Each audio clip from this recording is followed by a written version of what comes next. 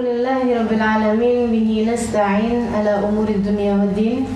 Wassalatu wassalamu ala asyrafil anbiya'i wal mursalin sayyidina wa maulana Muhammadin wa ala alihi wa sahbihi ajma'in. Subhanaka la ilma lana illa ma 'allamtana innaka antal alimul hakim. Rabbi shrah li sadri wa yassir li amri wahlul 'uqdatam min lisani yafqahu qawli. Amma ba'du.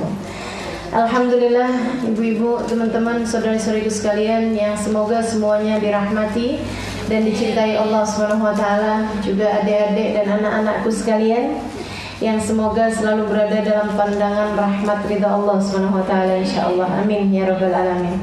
Hari ini kembali kita mengikuti kajian dan insyaallah kita akan membahas mengenai perjalanan panjang yang akan kita tempuh dalam kehidupan kita ke depannya, berdasarkan dari apa yang Allah SWT sebutkan dalam Al-Quran sebagai wahyunya, juga berdasarkan dari hadisnya baginda kita Nabi besar Muhammad sallallahu alaihi wasallam yang beliau ceritakan kepada para sahabat-sahabatnya mengenai apa yang akan kita jelang ke depan nanti.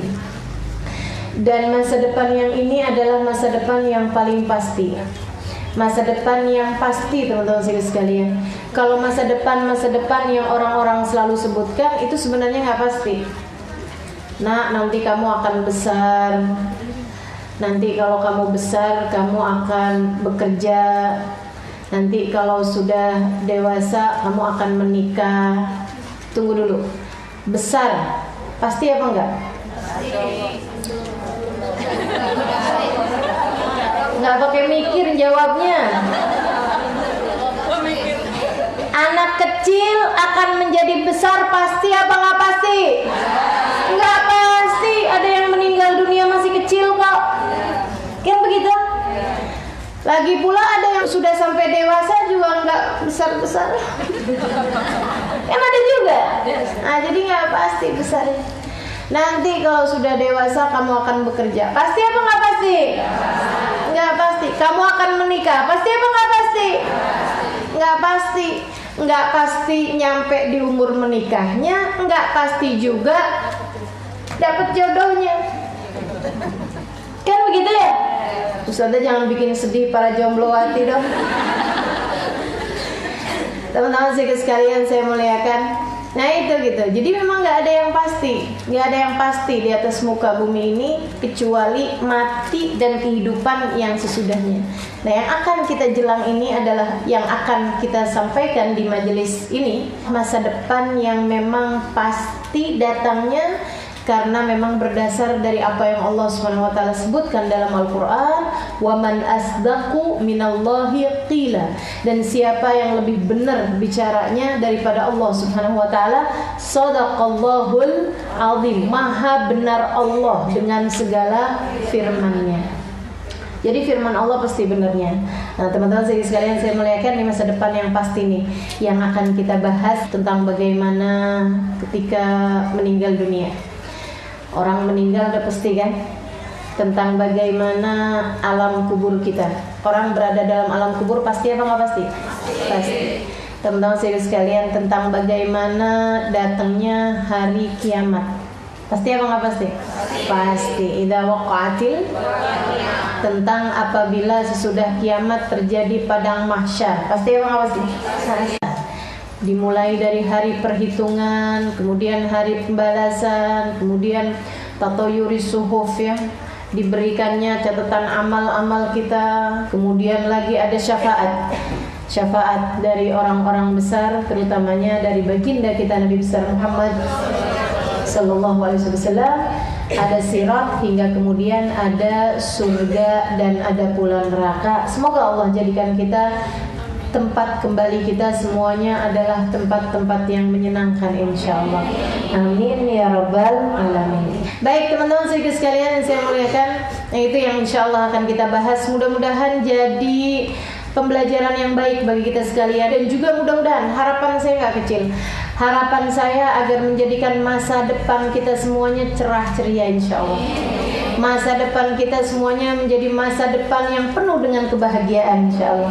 Masa depan kita semuanya penuh dengan keberkahan insyaallah dalam rahmat ridha Allah Subhanahu wa taala sampai hari perjumpaan kita dengannya dan memasuki surga Allah Subhanahu wa taala dalam keadaan mendapatkan keridhaannya. Amin ya rabbal alamin. Maka di pertemuan kali ini kita akan bahas mengenai kematian. Dan sebelum itu, yuk kita kembali baca suratul Fatihah. Kita minta kepada Allah Subhanahu wa taala semoga kematian kita husnul khatimah. Kita minta kepada Allah Subhanahu wa taala ilmu yang kita dapat menjadi ilmu yang bermanfaat, ilmu yang membawa kepada kebahagiaan, kesenangan, surga dan husnul khatimah. Ala hadhihi niyyah salihah jami'ah syamilah la hadratin Nabi Muhammad sallallahu alaihi wa ala alihi wasallam. Dan juga kita doakan keluarga kita, orang-orang yang kita sayangi, semoga seperti itu juga dimatikan semuanya dalam husnul khatimah. Ala hadhihi niyyah salihah ila hadratin Nabi. Al-Fatihah.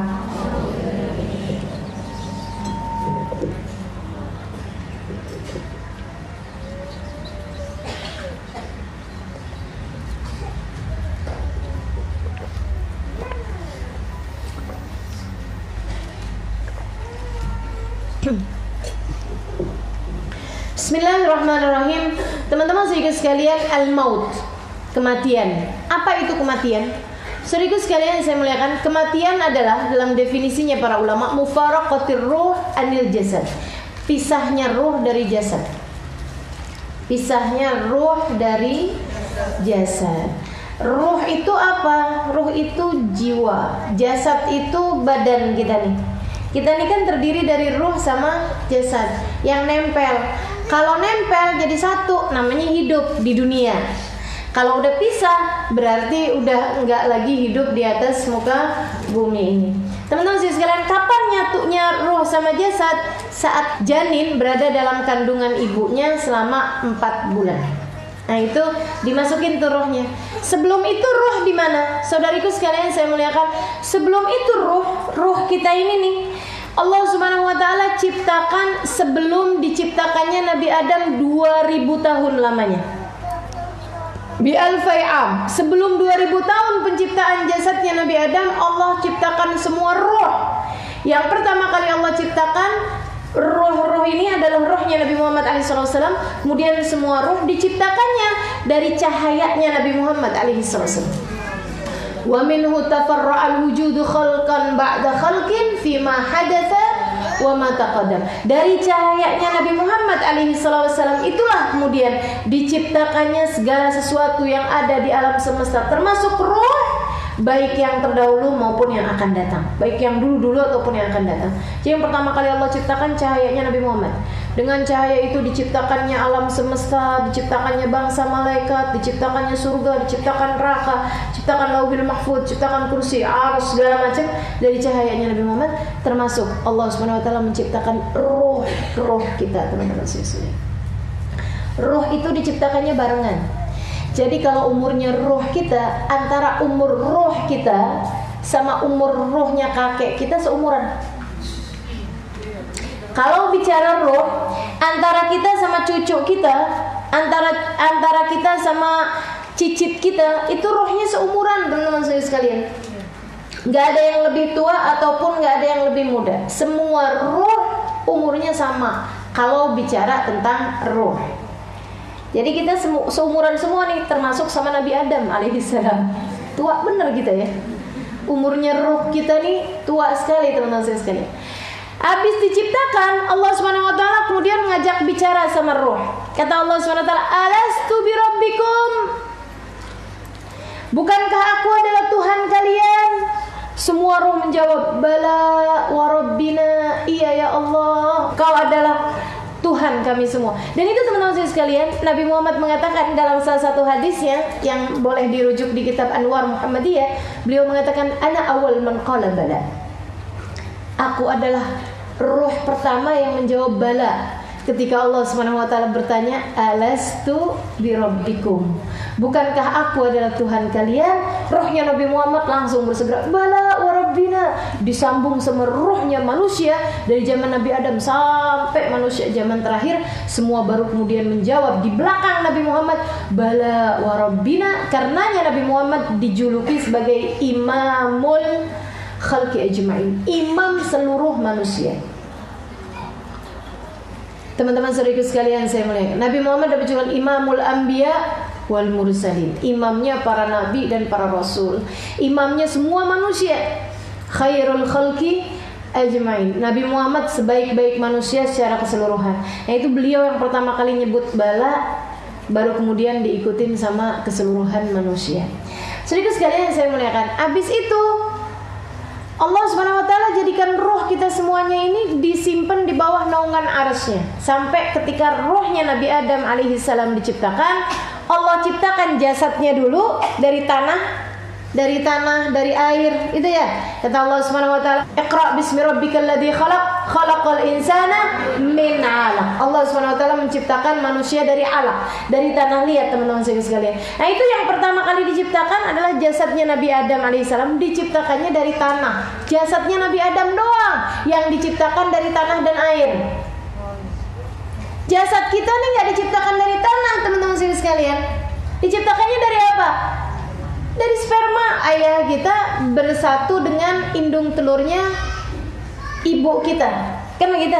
Nah, Nabi Adam alaihissalam diciptakannya dari tanah dan air. Allah kemudian mengambil roh yang sudah disiapkan sebagai rohnya Nabi Adam, ditiupkan ke sana. Wa nafakhtu fihi ruhi, aku tiupkan kepadanya ruhku, kata Allah SWT dalam Al-Quran. Jadilah Nabi Allah Adam alaihissalam. Allah ketika menciptakan Sayyidah Hawa, teman-teman sekalian, jasadnya.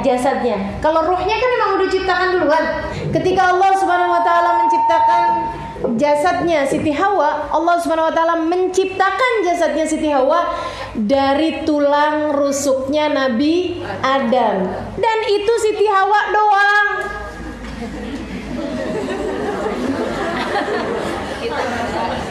Makanya nggak ada, teman-teman sekalian, jangan suka nyari rusuk. Kan begitu ya? Siang ceweknya nih, kemudian aku mencari, tulang punggung, tulang rusuk, begitu kan ya? Si suaminya kemudian, aku mencari rusukku yang hilang. Kagak ada yang hilang. Rusuk ente nggak ada yang hilang, bilangin. Begitu ya, teman-teman sekalian. Kalau mau nyari rusuk, kemarinan tuh pas hari Idul Adha, banyak pada rusuk. Tulang iganya sapi, tulang iganya kambing, gitu. Yang diciptakan dari rusuk itu hanyalah Sayyidah Hawa. Memang selalunya menjadi simbolis, gitu kan ya? Simbolisnya dari tulang rusuk yang bengkok. Bukan berarti cewek pada bengkok, lentur, teman-teman sekalian, gitu ya. Nah, perempuan itu lentur, bukan berarti bengkok, bilangin salah kaprah. Jadi saudaraku sekalian saya muliakan, Nabi Adam jasadnya diciptakan dari tanah dan air. Siti Hawa jasadnya diciptakan dari tulang rusuknya Nabi Allah Adam alaihissalam. Makanya kabarnya Siti Hawa tuh tiap Nabi Adam rada jalan-jalan di surga rada jauhan, pulang-pulang diliatin tulang rusuknya. Ditungguin, tunggu dulu Adam, bentaran sini, duduk. Ditungguin. Kenapa sih? Saya takut tulang rusuk kamu ada yang hilang, Allah ciptain cewek yang lain. Ternyata cemburu sudah dari zaman dulu ya. Bawaan lahir gitu nih, bawaan dari Sayyidah Hawa alaiha ridwanullah. Jadi teman-teman sekalian, sesudah itu semua manusia diciptakan jasadnya dari, itu dia, perkumpulan antara sperma dengan indung telur, saudaraku sekalian, kemudian terciptalah jasad kita ini. Dan ini Allah Subhanahu wa taala sebutkan, mimma'in dafiq yakhruju min baini sulbi wat tara'ib. Gitu, manusia yang berikutnya diciptakan dari air sperma yang memancar yang keluar dari tulang iga dan dari sulbi belakang laki-laki. Begitu ya, bukan dari tulang rusuk. Ya, jangan salah-salah. Sedikit sekalian saya muliakan, sampai kemudian terciptalah jasad kita ini. Semua udah ada nasib-nasibnya masing-masing. Jadi ketika jadi itu indung telur sama sperma, kemudian terbuahi, kemudian sampai ada jasadnya, kemudian sampai seperti yang teman-teman pernah lihat di video-video itu ya, tentang penciptaannya manusia gitu ya. Sampai kemudian pada bulan keempat ketika sudah terbentuk kepalanya, terbentuk badannya, mulai terbentuk anggota tubuhnya.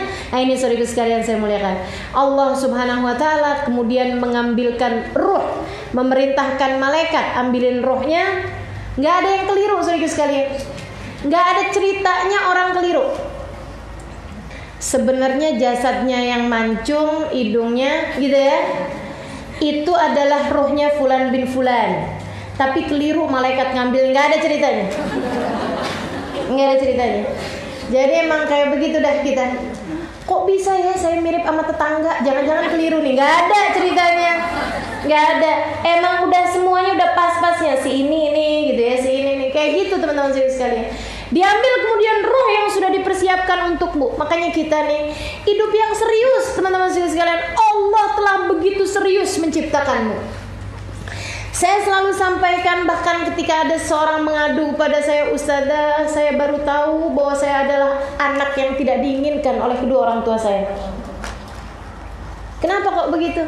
Iya Ustazah, saya lahir ternyata dari bukan hasil pernikahan.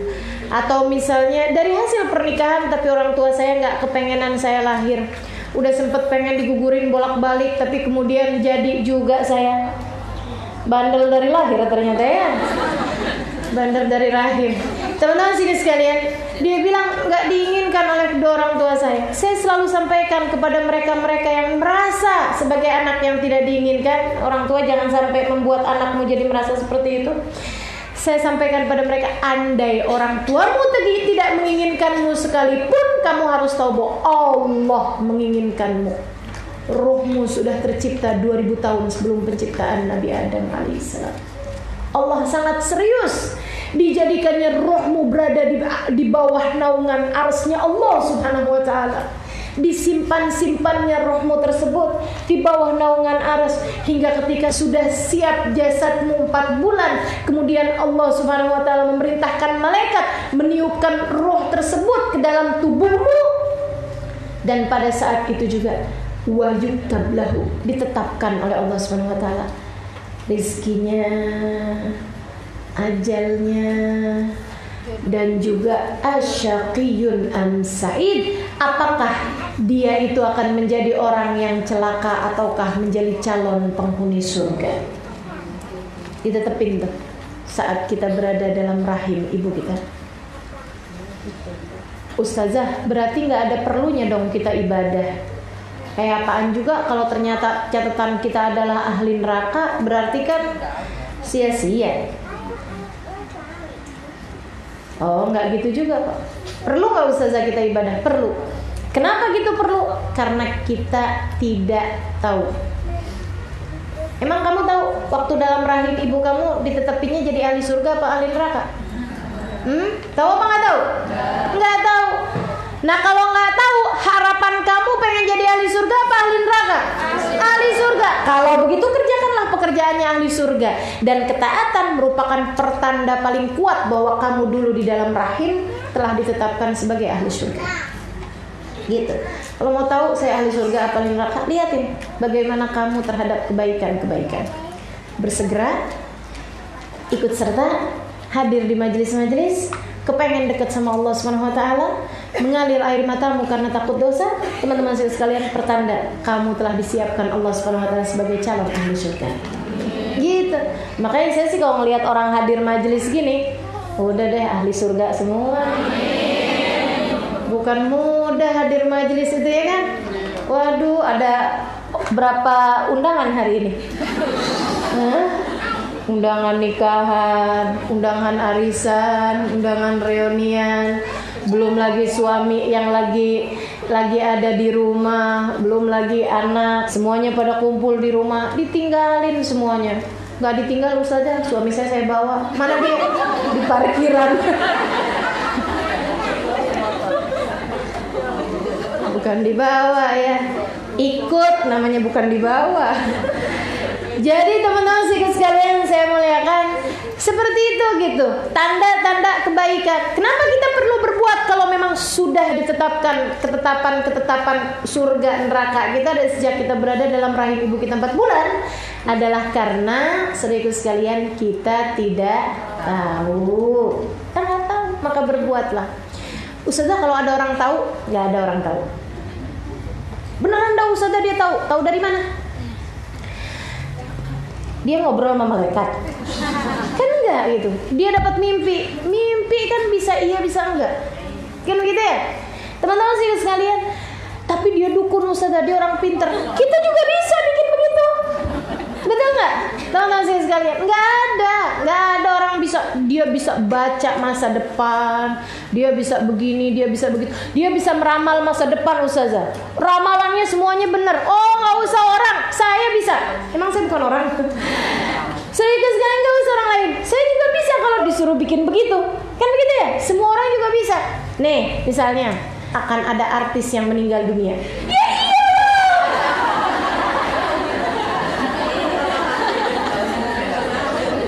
Nah artisnya banyak begitu terus kagak ada yang mau meninggal gitu.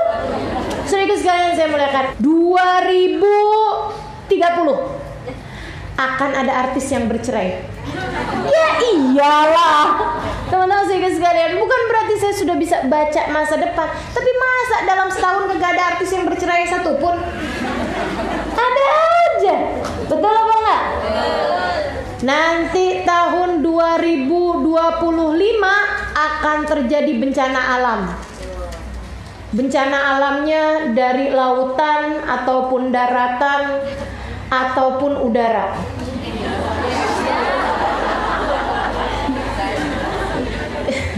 Terjadi apa nggak kira-kira? Ya terjadi. Wah pas lagi gempa, Ustazah Halimah ramalannya bener. Udah deh. Ustazah tapi beneran loh. Saya pernah dilamar sama orang, lamaran. Ramalannya semuanya bener Ustazah. Diramal apa kamu? Diramal katanya nanti saya akan ada kecelakaan pada bulan apa, ternyata beneran Ustazah. Kamu kecelakaan apa? Kepleset? Oke, sekarang gini ya teman-teman saya sekalian. Ketika ada sesuatu kamu yakini, Allah memberikan kepadamu sesuai dengan keyakinanmu. Kan gitu tuh. Makanya menurut saya ramalan itu nggak usah dipercaya. Kenapa gitu? Bahkan kamu nggak perlu nanya-nanya ramalan-ramalan. Kalau buruk sedihnya jadi lama. Belum tentu kejadian juga. Kan gitu. Kalau baik jadi nggak ada nilai kejutannya. Jadi nggak ada surprise ya kan? Ya udah. Oh iya sesuai dengan ramalan gitu. Gak enak kan? Kan enaknya senang itu kan kalau ia adalah sebuah kejutan. Kalau udah nggak ada kejutan nggak ada senang-senangnya. Nah itu seperti itu teman-teman sekalian. Baik kembali kepada roh kita. Habis 5 bulan dalam kandungan, tepatnya ketika kita sudah berusia 9 bulan dalam kandungan ibu kita, berarti kan umur rohnya baru 5 bulan. Iya kan? Umur jasadnya 9 bulan. Umur rohnya baru 5 bulan tuh. Makanya kalau saya ditanya, Ustazah mendingan bikin 4 bulanan apa 7 bulanan? Ya 4 bulanan. Karena itu adalah saat roh kita ditiupkan, roh seorang anak ditiupkan dalam rahim ibunya, dan saat kemudian pemberian catatan nasib anak tersebut, berdoalah dengan doa-doa yang baik, kumpulkan beberapa orang, bacakan doa-doa, karena doa dari banyak orang tentu saja lebih mustajab daripada kita berdoa dengan sendirian, sebab al-barakah ma'al jamaah. Teman-teman sekalian, keberkahan ada bersama dengan jamaah. Dalam 40 orang ada salah satunya yang doanya mustajab di sisi Allah SWT. Kumpulin orang sekedaran baca Yasin, kenapa baca Yasin? Yasin 5 quri'at laha. Yasin tergantung niat bacanya mau buat apa. Begitu katanya Nabi Muhammad SAW. Kemudian bacakan beberapa dari ayat-ayat Al-Quran, bacakan sholawat kepada Nabi Muhammad SAW, baca maulid, baca burda, atau baca sholawat, itu baca apa aja gitu ya dari doa-doa. Kemudian kita niatkan dengan itu semuanya, semoga Allah SWT mengaruniakan nasib anak-anak kita punya nasib yang bagus-bagus, yang baik-baik. Sampai ketika kita 5 bulan sesudah itu, keluar dari atas muka bumi ini teman-teman sekalian. Ini ruh nempel terus sama jasad dari mulai 4 bulan tuh. Ruh nempel terus sama jasad, saudariku sekalian yang saya muliakan. Terus aja nempelnya sampai ke sendi-sendi, nempelnya sampai ke sumsum. Roh itu disimpan aslinya kayak cahaya tuh teman-teman sekalian. Ada tempat penyimpanan aslinya itu di dalam kolbun, di dalam hati manusia tuh. Nah, disitulah roh itu disimpan yang aslinya. Kemudian cahayanya dari roh tersebut atau biasnya, efeknya nyampe terus ke kepala, ke ini, semuanya dialirin sama roh kita. Kayak listrik tuh dialirkan cahayanya. Skringnya listrik tuh yang kalau turun semuanya, kalau naik semuanya. Nah, itu skringnya itu sendiri di sini di dalam hati kita. Tapi kemudian semua alirannya mengalir sampai ke sudut-sudut dari jari-jari kita, sampai ke peredaran darah kita. Makanya begitu ruhnya nggak ada, ya matilah kita. Berhenti gerak semua anggota tubuh kita. Karena yang menggerakkannya adalah ruh tersebut, gitu ya. Ruh ini dia nih.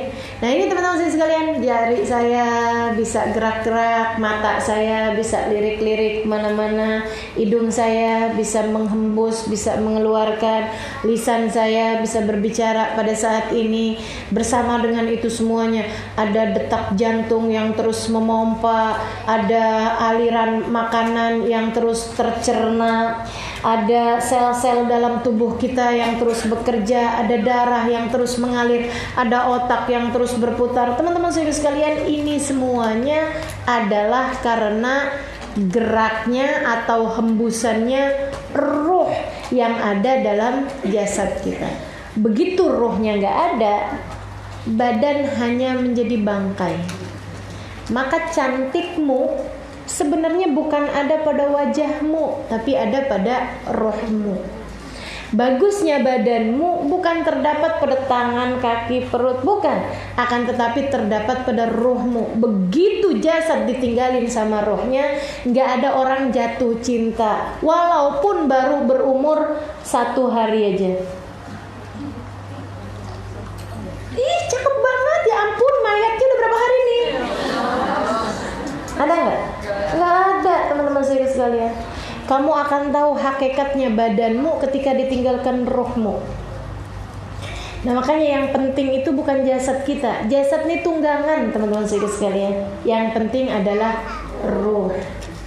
Jangan yang dikasih makan cuman badan, jangan yang dipikirin cuman badan. Akan tetapi yang harus dipikirkan adalah ruhnya, teman-teman sekalian. Ruhmu. Jadilah perhatianmu lebih penting daripada perhatianmu terhadap urusan badan. Gimana caranya merhatiin roh? Nih seperti yang lagi dikerjain sekarang. Hadir di majelis ilmu, makanannya roh. Tafakur, makanannya roh. Berbuat ketaatan, sholat, ibadah dan lain sebagainya, makanan roh kita. Ketika kita mengangkat tangan berdoa, makanannya roh kita. Makanya teman-teman sekalian saya muliakan, yang lagi maksiat, minum-minuman keras, atau yang lagi pada berzina dan lain sebagainya, itu ruhnya kalau boleh nangis tuh udah. Kalau ada yang bisa teriak roh tuh, teriak semuanya tuh rohnya. Nah, itu roh, teriakannya roh nggak bisa didengar sama badan-badan karena udah terlalu disakiti rohnya. Makanya begitu kemudian mereka tersadar, terbangun atau insaf atau sadar, orang sekarang kemudian menyebutnya dengan istilah hijrah, gitu kan ya? Ketika dia paham kemudian, ya Allah, kemana saja saya selama ini? Bukan kemana badannya, tapi kemana rohnya. Saya sedang jauh dari agama ini. Itu yang lagi jauh badannya apa? Rohnya, teman-teman sekalian. Ini rohmu. Rohmu ini sebenarnya aslinya bercahaya, benar, karena ia tercipta dari cahayanya Nabi Muhammad SAW. Yang mana cahayanya Nabi Muhammad tercipta dari cahayanya Allah Subhanahu wa ta'ala. Makanya Allah ketika ditanya, yas'alunaka 'anir ruh, Qulir ruhu min amri rabbi. Masya Allah. Mereka bertanya kepadamu tentang ruh, sampaikan kepada mereka, ruh adalah urusan Tuhanku. Jadi urusan kita sama Allah itu urusannya sama ruh, teman-teman sekalian. Kita nggak bisa berurusan sama Allah dengan badan.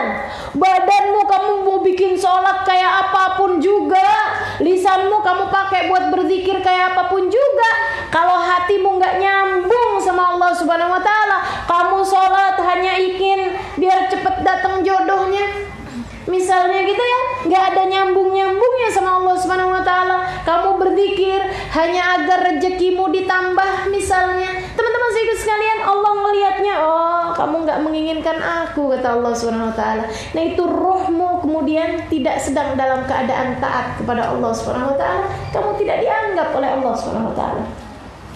Makanya rohmu perhatiin. Pagi-pagi sebelum mikirin mau makan apa pagi hari ini, kita pikirin dulu bagaimana sholat subuhku hari ini. Adakah kamu bangun sebelum subuh, kemudian beberapa rakaat kamu mengangkat tanganmu kepada Allah? Ya Allah, terimalah aku sebagai hamba-Mu. Ya Allah, jangan pernah Kau campakkan aku. Meski begitu banyak dosa telah aku lakukan di masa-masa yang dulu, ya Allah, sayangilah aku. Itu teman-teman saya sekalian, rohmu perlu makanannya, perlu hubungannya sama Allah Subhanahu Wa Taala. Ia akan selalu kembali karena ia diciptakan dari cahaya Allah Subhanahu Wa Taala yang terbias dalam cahaya Nabi Muhammad SAW. Makanya roh nih, saudara sekalian saya muliakan, coba deh, kalau pas kita lagi sholawatan, pas kita lagi cerita-cerita tentang Nabi Muhammad, roh tuh kayak santai, tenang, enak, bahkan subhanallah, nggak berasa badan goyang dari santainya.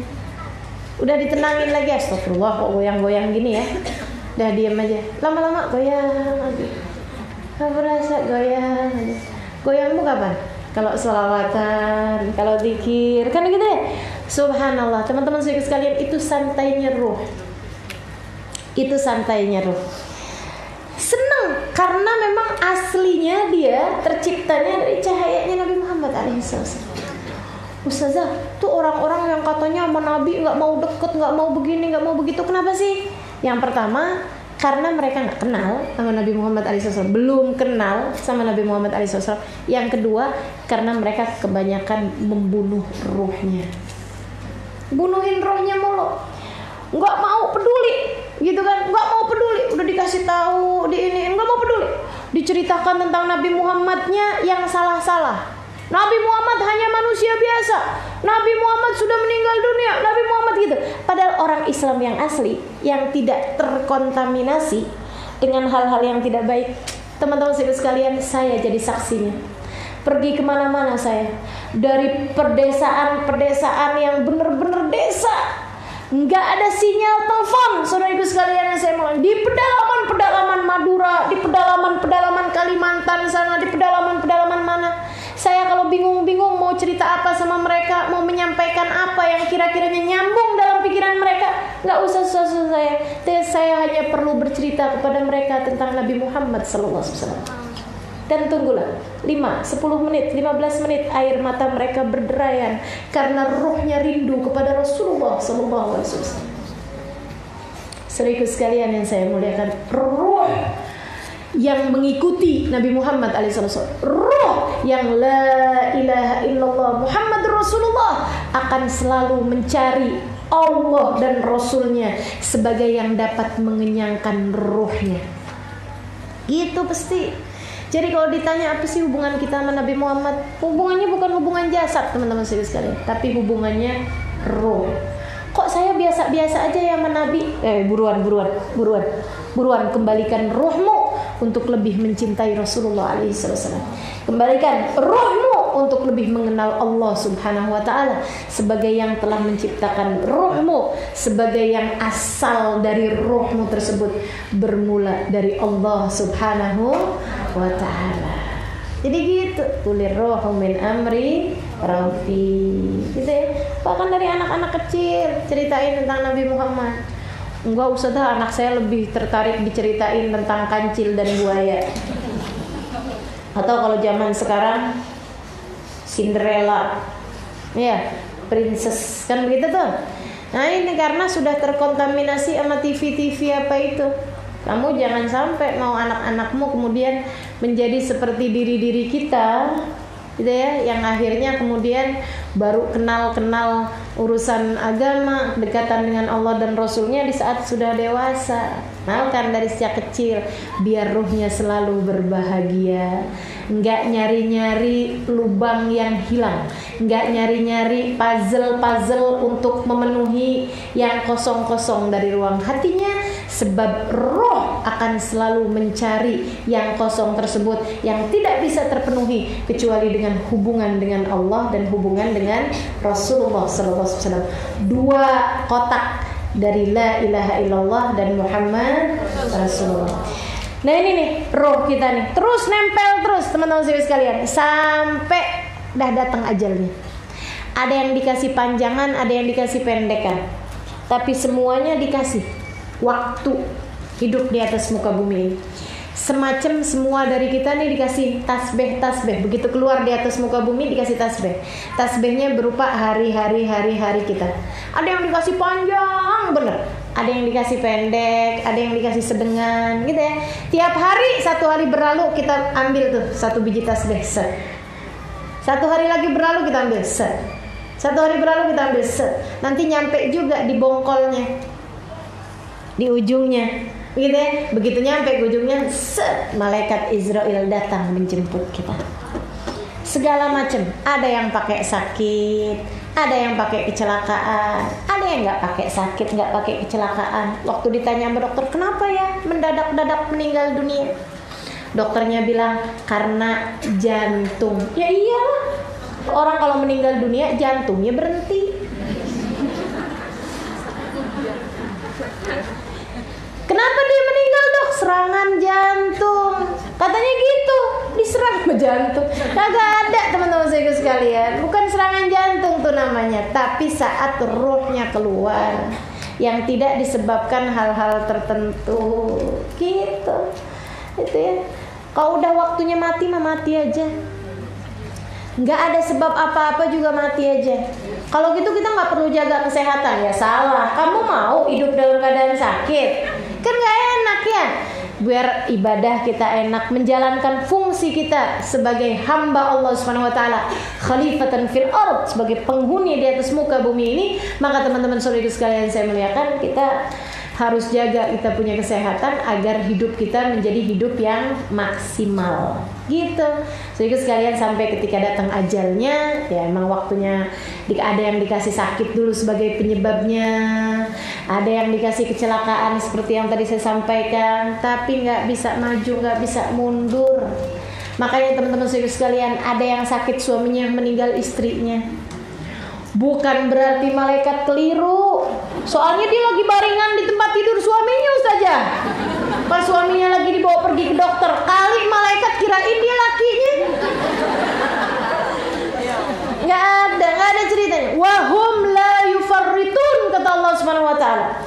Idza ja'at ajaluhum yatawaffawna rusuluhum wa hum la yufarritun. Apabila datang ajal menjemput mereka, kami utuskan para utusan-utusan kami, tawaffat rusuluna, kami akan utus para utusan-utusan kami mencabut nyawanya, wa hum la yufarritun, dan malaikat tersebut enggak akan pernah keliru. Enggak akan pernah keliru. Jadi ustazah, kalau kemudian lagi bom meletus gitu terus banyak orang meninggal dunia tuh, itu gimana ceritanya tuh? Ada juga yang selamat ustazah. Kali malaikatnya nggak keburu kali ya.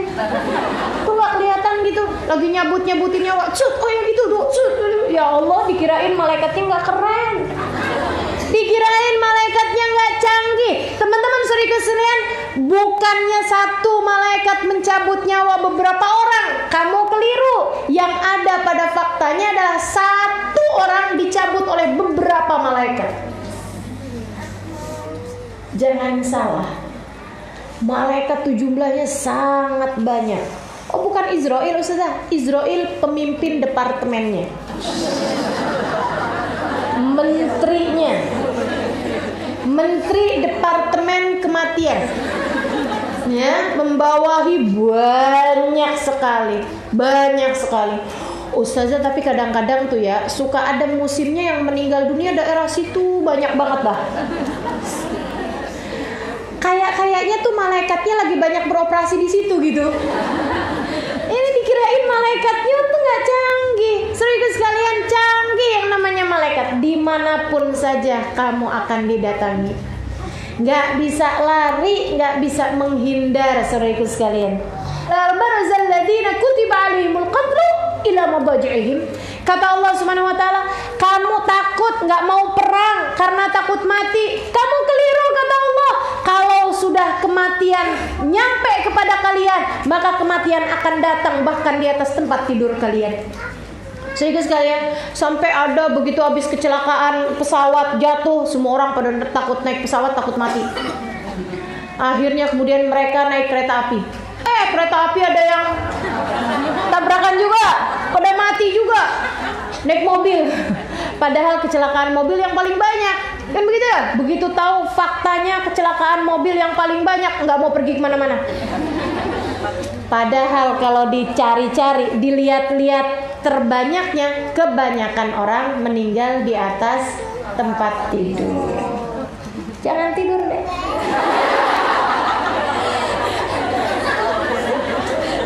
Tidurnya sambil duduk apa kalau enggak? Ya Allah, nggak bisa lari. Yang namanya kematian tuh nggak bisa lari. Qul innal mautal ladzi tafirruna minhu fa innahu mulaqikum. Sampaikan kepada mereka umatmu, wahai Nabi Muhammad, sesungguhnya kematian yang kamu menghindar darinya, kamu berlari darinya, fa innahu mulaqikum. Kematian itu sendiri yang akan nyampe kepada kalian. Innal maut aqrab min ahadikum min syirakin alaih. Kata Nabi Muhammad SAW, kamu sama kematianmu sangat dekat sekali seperti sendal dengan sepasang sendalnya. Seperti satu sendal dengan pasangannya. Teman-teman sekalian, jangan dikira kamu sama suamimu sama jodohmu yang kayak sendal sama pasangannya. Bukan, kamu sama kematianmu yang kayak pasangan sendalmu. Kamu jalan set, kematiannya set. Kamu jalan set, kematiannya set. Kamu jalan set, kematiannya set. Sampai kemudian berhenti, udah nyampe, set, berduaan, datanglah kemudian ajal. Ya Allah, ya Allah. Saudaraku sekalian, saya pernah dengar satu cerita, itu bikin saya sampai kebelalak bener. Ustazah, ya Allah, saya nih Ustazah dapat dalam kehidupan ini ujian. Dia bilang luar biasa bener. Anak laki-laki saya Ustazah meninggal dunia di usia 20-an tahun. Saat dia lagi baru habis sekolah pilot, teman-teman sekalian. Udah selesai sekolah pilot kemudian meninggal dunia. Saya bilang, "Oh, lagi nerbangin pesawat." "Enggak, Ustazah." Enggak lagi nerbangin pesawat." "Terus lagi apaan?" Saya bilang. "Enggak ada sebab apa-apa. Meninggal gitu aja." Dia lagi liburan sama teman-temannya. "Oh, meninggal di..." "Enggak ada, Ustazah." Dia lagi liburan sama teman-temannya, enggak terjadi apa-apa, lagi senang-senang. Sampai kemudian malam hari itu dia telepon saya. Saya sampai godain dia karena dia ceria banget gitu. Saya sampai tanya gitu sama dia, "Kamu kok senang amat sih, Dek? Kalau lagi jalan sama teman-teman, kalau lagi jalan sama mama, sama papa kayaknya biasa-biasa aja." "Ma, saya senang juga kok jalan sama mama, sama papa, tapi sama teman juga kan ada kesenangan lain gitu." Dia bilang dia udah pokoknya seneng banget lah gitu. Tanyain keadaan saya semuanya, minta oleh-oleh apa ini segala macam. Perginya ke Jogja, nggak jauh-jauh juga gitu ya. Abis gitu kemudian nggak lama dia terima telepon, tutup teleponnya. Dia bilang, "Ustazah, besok paginya subuh-subuh," dia bilang, "saya dapat telepon dikasih kabar kalau anak saya meninggal." Saya Ustazah yang namanya bingung, nggak ngerti gitu, kenapa meninggalnya gitu. Dia bilang nggak ada, lagi ngobrol-ngobrol sama teman-teman. Abis itu dia kemudian, "Yuk kita tidur." Dia naik ke atas tempat tidur, pagi-pagi dia nggak bangun. Dia bilang, "Saya kemudian nanya sama dokter, kenapa dok, apa ada penyakit yang kita nggak tahu ini apa segala macam? Kata dokternya, dan ini yang bikin saya terbelalak. Kata dokternya, teman-teman sekalian, Bu, ini yang namanya mati mendadak. Dan ini lebih bikin saya terbelalak lagi nih. Dia bilang kayak gini, 1% dari penduduk muka bumi ini, dia bilang punya genetik mati mendadak. Coba tanyain sama suaminya. Kalau dilamar sama orang, kamu tanyain dulu gitu ya. Salah satu dari yang harus kamu tanyakan, punya genetik mati mendadak apa enggak? Serem bener. Ya Allah, luar biasa banget ya itu ya. Genetik mati mendadak. Akhirnya kemudian suami saya baru cerita, Ustazah, kalau ternyata paman dia, jadi adeknya dia, itu meninggal lagi nulis-nulis, teman-teman sekalian. Lagi nulis-nulis, lampunya masih hidup, lagi bikin tulisan nih. Bikin tulisan, tiba-tiba aja mati. Ya Allah, serem bener. Saya tuh kalau habis diceritain kayak begitu, jadi rada was-was. Ntar suami saya lagi tidur, saya pegangin nadinya. Masih hidup apa enggak nih? Ya Allah. Jadi teman-teman sekalian, kematian ada yang pakai sebab, ada yang nggak pakai sebab. Allah kalau mau matiin, apa susahnya? Semua dari kita adalah milik Allah Subhanahu wa taala. Nah itu yang namanya roh kita ini. Dan ketika meninggal dunia, itu nggak terjadi apa-apa sebenarnya kecuali rohnya dipisah sama jasad. Jadi tinggal diambil rohnya. Ketika terjadinya pencabutan roh itu yang namanya sakaratul maut. Masa pencabutan roh. Sebentar kan Ustazah tiba-tiba meninggal gitu orang. Oh, kamu nggak tahu aja. Dalam masa yang sebentar itu, sakitnya sakaratul maut hingga rasanya terasa lama sekali. Bahkan yang kamu lihat peluru menembus kepala dalam hitungan sepersekian detik, kemudian tubuh terbujur di atas tanah, kemudian merenggang nyawa seperti itu sampai kemudian meninggal dunia. Itu dia saat sakaratul mautnya, saat merenggang nyawanya, teman-teman sekalian. Itu saat malaikat mencabut nyawanya, dan itu lamanya luar biasa dari sakitnya. Kita kalau lagi sakit, 1 menit dari orang yang sedang sakit gigi dengan 1 menit dengan orang yang sedang sibuk di handphone ngelihat komedi di YouTube misalnya yang bikin dia ketawa-ketawa, rasanya beda apa sama? Beda, teman-teman sekalian. Rasanya orang yang lagi kesakitan 1 menitnya dengan 1 menitnya orang yang lagi senang, beda bener rasanya. Bahkan malam rasanya ingin menjadi semakin panjang bagi orang-orang yang sedang malam pertama. Kan gitu ya? Tapi rasanya malam enggak cepet-cepet, enggak pagi-pagi gitu buat orang yang sedang dalam keadaan putus cinta.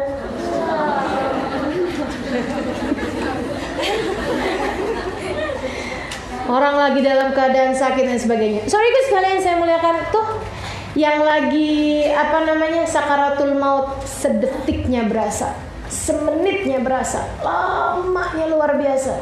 Dan itu sakaratul maut. Ruh itu dicabut dari atas kepala, gitu ya. Malaikat. Bukan 1, teman-teman sekalian. Tawaffathu 1 orang, rusuluna, utusan-utusan kami. Beberapa malaikat. Bahkan ada yang bilang sampai dengan 40 malaikat. Rame-rame nyabut ruh kita. Penting bener gak sih kita sampai Allah utuskan 40 malaikat? Kitanya yang jalanin hidup ketawa, kagak serius, ya Allah. Padahal yang terjadi dalam kehidupan kita begitu pentingnya, begitu luar biasanya. Cabut nih, dicabutnya dari atas kepala, makanya yang terangkat duluan kaki. Kan gitu. Orang kalau lagi sakaratul maut kakinya udah dingin, badan yang lain masih anget. Karena kan yang bikin angetnya badan ini kan roh, saudaraku sekalian. Gitu ya, punya hangat tubuh ini kan roh. Kalau udah terpisah dari rohnya udah gak ada anget-angetnya. Makanya kenapa jenazah itu semuanya dingin gitu kan? Karena memang seperti itu, udah terpisah dari rohnya. Cabut, begitu ya? Cabut dari ujung jari kaki sampai ke lutut. Itu satu sakroh, satu hentakan kematian. Kenapa nggak sekalian aja, biar cepet gitu? Nggak akan kuat orang dari sakitnya. Ini yang katanya Sayyidina Ali bin Abi Thalib, la darbah bisayf 30 darbah ahab ilayya min sakrah min sakaratul maut. Badan saya dicincang-cincang pedang sampai 30 kali cincangan pedang lebih aku sukai daripada satu sakrah dari sakaratul maut. Sesudah aku diberitahu tentang seperti apa sakitnya sakaratul maut. Teman-teman sekalian, kebayang kalau ada sesuatu hal yang udah nempel sama kita tahunan, kalau dicabut sakitnya kayak apaan? Kan begitu ya? Nah ini udah berapa puluh tahun nih jasad kita ini tertempel sama roh, sampai ke sela-sela ujung-ujung jarinya, sampai ke semuanya bagiannya. Jadi di saat dicabut, ya Allah sakit. Cabut, diberhentiin waktu sampai lutut. Malaikat bilang tungguin, bentar istirahatin dulu. Habis itu cabut lagi sampai ke pusat. Sakitnya luar biasa. Itu memang jenis sakit. Maksudnya sama kayak kita sakit kepala. Makanya kalau ada orang yang bilang, ya Allah jangan berikan kepadaku sakit sakaratul maut, itu sama aja kayak gini, ya Allah jangan berikan kepadaku sakitnya sakit kepala. Kalau nggak sakit namanya bukan sakit kepala.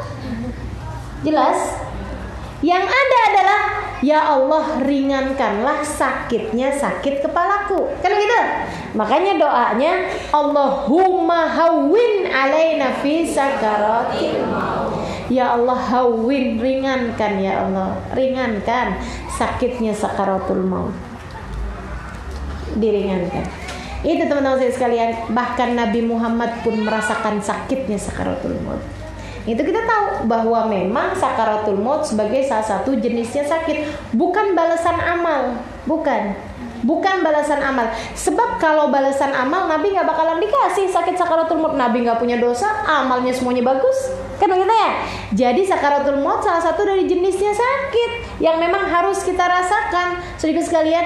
Dan semua sakit di atas muka bumi ini ngapusin dosa, termasuk sakitnya sakaratul maut. Juga ngapusin dosa-dosa kita juga gitu. Udah banyak dosa yang berguguran di saat sakaratul maut kita itu, kalau kita matinya husnul. Saya ceritakan, selain dari sakaratul maut ada lagi yang terjadi yang lain, yang lebih mengerikan dari sakitnya sakaratul maut. Bentar, saya masih lagi menceritakan sakaratul maut. Jadi teman-teman sekalian, nyampe nih, dicabut nih roh ini, tercerabut semuanya sampai ke sel-selnya, sampai ke semuanya, diberhentiin sampai di pusar, kita. Habis itu kemudian berhenti dulu, sebentar. Dia nggak bakalan tahan kalau sakit kayak begitu. Kemudian dicabut lagi. Dan itu sakit yang paling sakit, yaitu ketika nyampe di ulu hati. Sebab sumbernya, sekringnya dari sana. Sakitnya luar biasa teman-teman sekalian. Mudah-mudahan Allah ringankan sakit. Karena ada sebagian orang yang justru malaikat ketika tahu orang ini sukanya dalam hidup main-mainin agama, orang ini waktu hidup sukanya bermain-main dengan Allah Subhanahu wa taala dan bermain-main dengan kita semua. Kata malaikat Raqib Atid, ini kerjaannya main-main mulu nih dia nih. Saya sampai capek, kata malaikat Atid. Kata malaikat Raqib, saya sampai nganggur. Sekarang saatnya kita buat main-mainin dia. Jadi ruhnya dicabut, balikin lagi, cabut, balikin lagi. Ya Allah, nggak pakai digituin aja setengah mati sakitnya. Pagi cabut, balikin, La ilaha illallah. Abah saya sampai cerita. Kata abah saya, kamu tahu nggak Nok? Abah saya ngomongin saya nak gitu ya. Kamu tahu nggak Nok? Kenapa orang, mohon maaf ya, kenapa orang Kristen itu kalau meninggal dunia hari Senin dikuburinnya hari, 3 hari kemudian, 4 hari yang kemudian, bahkan seminggunya kemudian baru dikuburin. Ya kenapa itu bah? Saya bilang gitu, karena mereka mau pasti orang itu udah meninggal. Ada banyak di antara mereka Abah pernah lihat katanya. Abah pernah lihat orang lagi sakaratul maut, orang non muslim. Dia bilang itu dikurung, dimasukin ke dalam kamar, dikunciin dari luar. Tutupin dari luar. Kenapa? Kayak ayam. Abis dipotong tuh. Wah, kesakitan sampai barang-barang pada jatuhan. Dia bilang gitu. Sampai kalau udah berasa tenang disamperin lagi. Wah, kayak gitu lagi. Dia bilang, nanti kok udah benar-benar tenang, dan mereka lihat, ini udah tenang beneran nih, udah meninggal dunia. Makanya mereka nggak berani nguburin hari itu juga. Barangkali mereka sengaja untuk melama-lamakan penguburannya untuk juga memastikan bahwa orang tersebut telah benar-benar meninggal dunia. Itu kata abah saya, belum tentu benar. Maksud saya sebabnya kenapa sampai 7 hari baru dikuburin, 3 hari baru dikuburin, belum tentu itu sebabnya juga, gitu ya. Tapi kata abah saya mungkin itu salah satu sebabnya, karena memang mereka itu buat pasti bahwa orang itu meninggal tuh nggak cepet, gitu. Dari keseringannya sakaratul mautnya dalam keadaan yang tidak mudah. Semoga Allah mudahkan sakaratul maut. Sampai ke ulu hati. Saudara sekalian saya muliakan, dari ulu hati dicabut sampai ke tenggorokan. Nah, tuh kalau udah nyampe ke tenggorokan, saudara sekalian saya muliakan, itu akan dibukalah apa yang tidak terlihat selama ini. Termasuk diperlihatkan kepadamu, kepadaku, saat ruh sampai di tenggorokan, di mana tempat kembali kita pada saat itu. Di mana akan menjadi tempat kembali kita. Itu kelihatannya di saat ruh nyampe di tenggorokan. Dibuka semuanya. Ada yang melihat tempat kembalinya surga. Fayashtaq liqa'a rabbih. Begitu melihat, senang benar. Wah ya ampun, Imam Syafi'i itu. Wah ya ampun, Sayyidah Fatimah tuh. Makanya teman-teman sekalian, kenapa orang kalau meninggal dunia matanya selalu melihat ke atas? Karena dia di saat ruh nyampe ke tenggorokan, dibuka tempat kembalinya melihat ke atas. Dibuka di atas langit sana tempat kembalinya kemana. Maka begitu dilihatkan surga sebagai tempat kembalinya, waduh, girangnya luar biasa. Dia yang asalnya masih kepikiran anaknya ada yang belum nikah. Dia yang asalnya kepikiran kalau saya meninggal dunia suami saya kawin lagi apa enggak, sama perempuan yang baik apa enggak sama anak saya. Begitu ngeliat tempat kembalinya surga, bodoh amat gitu. Saya nggak peduli kayak gitu, apa yang akan terjadi, senangnya. Oh masya Allah, dia pun begitu berbahagia. Nah itu dibukanya itu saat roh nyampe di tenggorokan, mau keluar ke belakang ini, ke ujung kepala nih udah tinggal sejengkal ini aja. So itu sekalian yang saya muliakan. Nah itu saat masih di kaki belum dibuka, kecuali oleh kepada orang-orang yang terpilih di sisi Allah SWT. Tapi nanti tuh kalau udah sampai di tenggorokan, semua orang bakal lihat, termasuk yang tempat kembalinya adalah neraka. Yang asalnya nenggak baygon, kepengen mati, iya kan ya? Nenggak baygon nih, udah pengen mati, udah nih. Sampai ruhnya ketika nyampe di tenggorokan, ngelihat tempat kembalinya adalah neraka. Balik lagi Allah, balik lagi Allah. Yang asalnya pengen mati setengah mati, sekarang pengen hidup setengah mati, dan mereka sudah tidak lagi diizinkan oleh Allah SWT. Ya Allah, bayangin ya kalau pas lagi dibuka gitu ngeliat tempat kembali kita neraka kayak apaan coba. Dan itu nggak ada waktunya buat balik, teman-teman sekalian. Ditutup pintu taubat kita, udah nggak bisa lagi buat balik. Itu pintu taubat kita tertutup indal ghargharah, ketika nyawa sampai di tenggorokan. Sering dengar kan? Itu dia yang dimaksudkan. Sebab saat itu dibukalah tempat kembali kita seperti apa. Kita lihat orang-orang yang sudah meninggal dunia. Kita lihat alam-alam yang selama ini kita nggak lihat. Kita lihat malaikat. Dan kalau kamu beruntung, semoga Allah jadikan kita salah seorang di antara mereka. Ada banyak orang yang di saat ruhnya sampai di tenggorokan, saudaraku sekalian, dibuka, ia melihat wajah orang-orang yang selama ini ada di hatinya. Nabi Muhammad SAW, Sayyidah Fatimah, Sayyidah Khadijah, senangnya luar biasa. Sampai ketika rohnya dicabut sampai ke atas ubun-ubun ini, subhanallah, tersungging senyum di wajahnya dengan begitu indahnya ketika melihat keindahan-keindahan yang selama ini tidak pernah mampu untuk dilihat dengan mata telanjang. Masya Allah. Itu ruh saat keluar, kematian namanya. Allahumma hawwin alaina fi sakaratil. Nah, teman-teman sekalian, yang saya mau sampaikan tadi dari hal yang lebih menyeramkan daripada sakitnya sakaratul maut adalah saatul fitnah yang juga terjadi saat-saat itu. Bersama dengan roh kita yang tercabut tadi ini, bersama dengan sakit maha dahsyatnya sakaratul maut, itu juga merupakan saatul fitnah, saat-saat yang paling menakutkan, saat-saat yang paling mengkhawatirkan, saat ujian yang paling besar. Gimana ceritanya saat ujian yang paling besar? Dua hal, teman-teman saudara sekalian. Yang pertama, diberi oleh Allah Subhanahu wa taala haus yang luar biasa. Coba hausnya, kata guru saya Al Habib Umar bin Hafid, minum air segalon nggak hilang. Andai diminumin air segalon sekalipun nggak hilang hausnya, rasa hausnya. Kenapa? Karena hausnya bukan dari air, tapi haus dari rahmatnya Allah. Itulah kenapa orang kalau meninggal dunia seringnya mulutnya terbuka, karena haus yang luar biasa tersebut.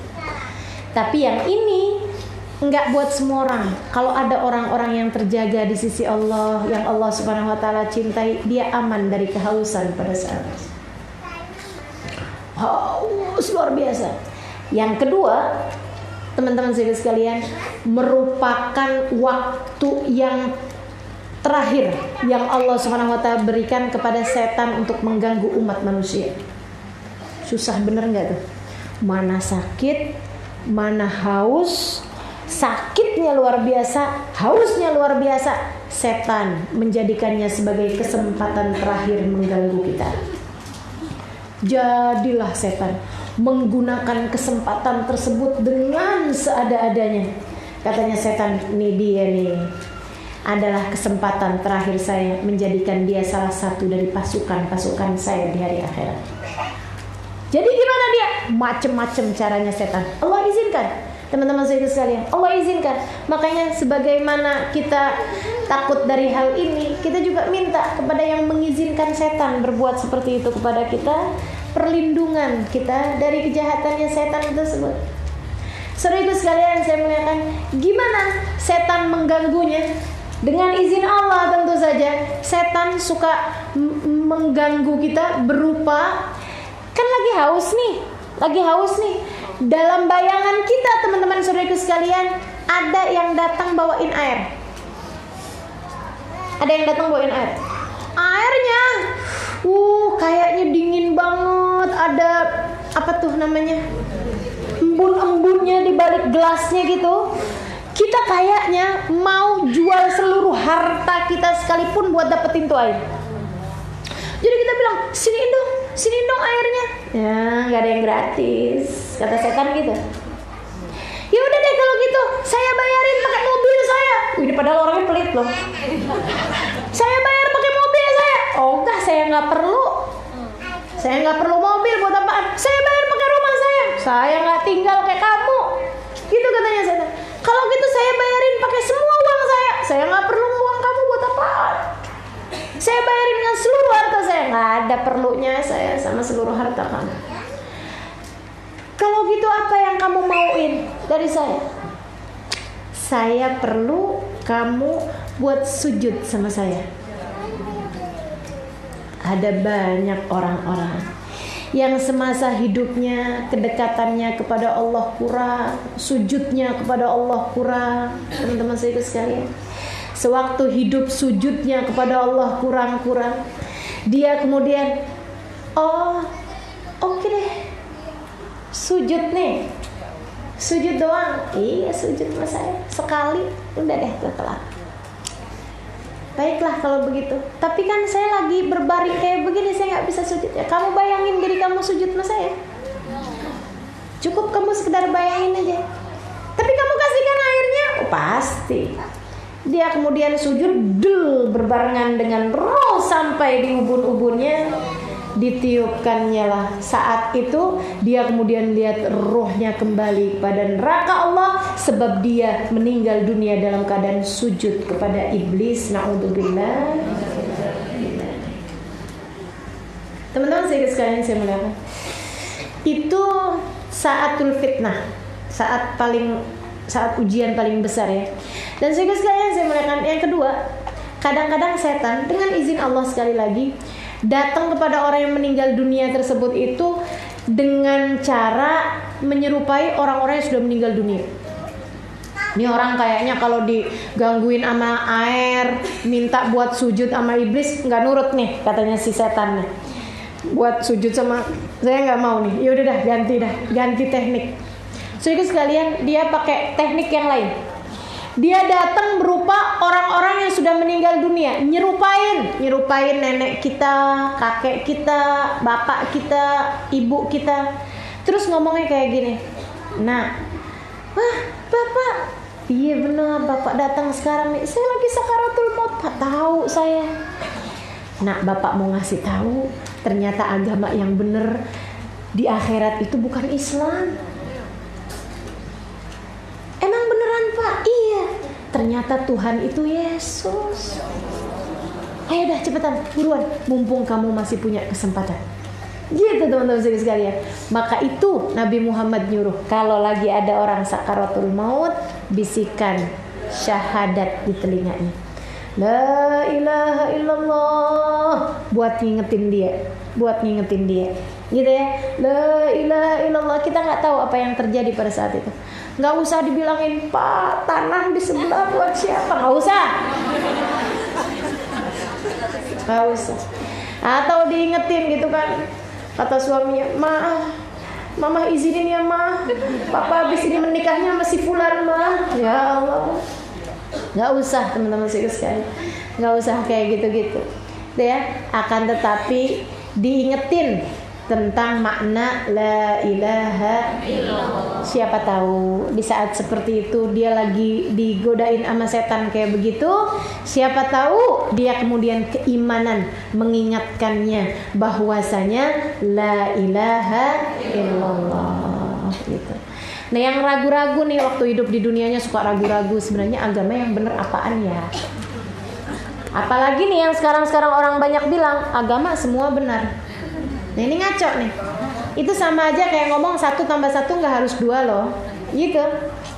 Agama semua benar, ini ngaco nih.